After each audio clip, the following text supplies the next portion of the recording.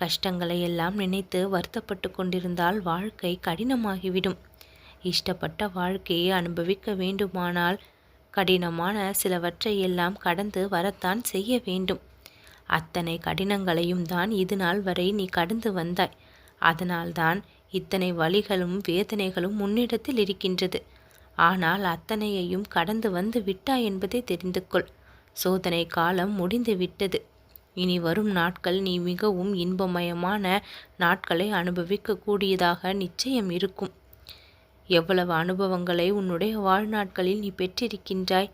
அத்தனை அனுபவங்களையும் இனி உபயோகப்படுத்தி உன் வாழ்விற்கான நற்பலனையெல்லாம் நீ ஒவ்வொன்றாக பெறப்போகின்றாய். மாற்றி அமைக்க முடியாத விஷயங்களை எல்லாம் மாற்றி கொடுக்க இந்த முருகனின் துணை எப்பொழுதும் இருக்கும். இந்த விஷயத்தை என்னால் எதுவுமே செய்ய முடியவில்லையே, என்னுடைய இத்தனை முயற்சியும் வீணானதே என்று பல விஷயங்களில் நீ கவலைப்பட்டிருந்தாய். அந்த விஷயங்கள் எல்லாம் புத்துணர்ச்சியையும் ஒரு புது உத்வேகத்தையும் பெற்று உனக்கு சாதகமாக மாறக்கூடிய சூழல் ஏற்படும்.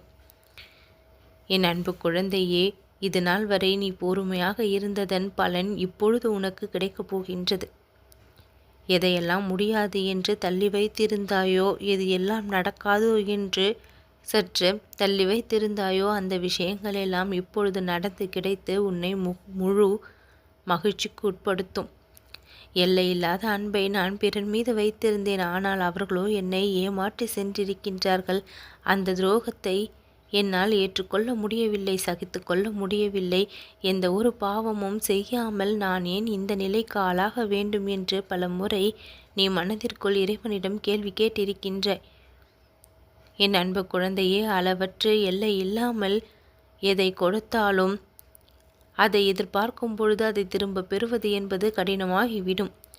அளவோடு பகிரக்கூடிய எதுவாக இருந்தாலும் அது மீண்டும் நமக்கு திரும்பவும் கிடைக்கவும் செய்யும். இனிப்பானாலும் அது சில சமயங்களில் திகட்டத்தான் செய்கின்றது. என் அன்பு குழந்தையே, அளவுக்கு அதிகமானால் அன்பு கூட திகட்டி விடுகின்றது.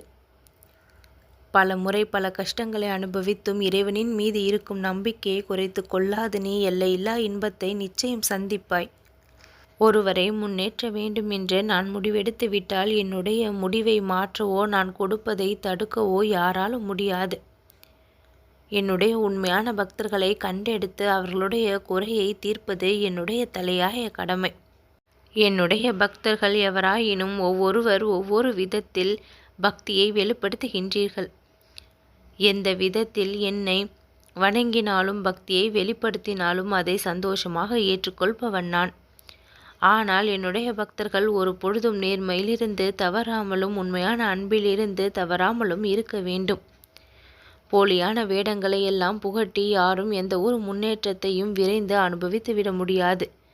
விரைந்து கிடைக்கக்கூடிய எதுவாக இருந்தாலும் அது நிலையானதாக இருக்குமா என்று கேட்டால் அது சந்தேகம்தான்.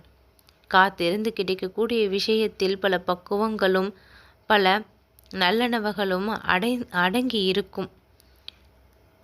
பொறுமையாக வளரக்கூடிய எதுவாக இருந்தாலும் நீடித்து நிலைக்கக்கூடியதாக இருக்கும். அவசரமாக முளைத்தால் அது காற்றோடு காற்றாகி பறந்துவிடும்.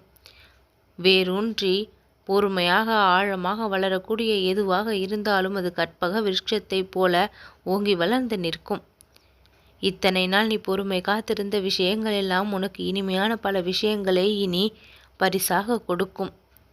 அத்தனையும் பெற்று நீ மகிழ இருக்கின்றாய்.